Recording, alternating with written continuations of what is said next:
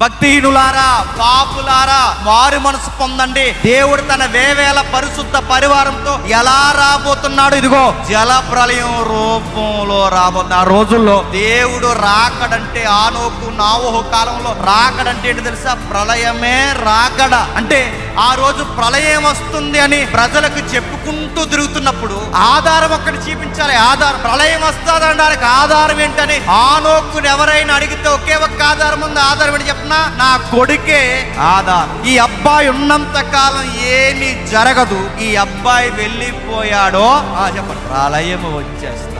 యుద్ధాన్ని ఆపడానికి యెషయా కొడుకు ఎలా అయితే ఆధారమో, ప్రళయాన్ని ఆపడానికి ఈ అబ్బాయి ఉన్నంత కాలం ఈ ప్రపంచం మీదకి ప్రళయం రాదు అనడానికి ఆధారం ఎవరో తెలుసా? ఆ రోజు మెతూసల. అందుకే మెతూసల 969 సంవత్సరాలు ఎందుకు బతికాడంటే ప్రపంచానికి వస్తున్న ప్రళయాన్ని చెప్పండి అలా ఆపాడు.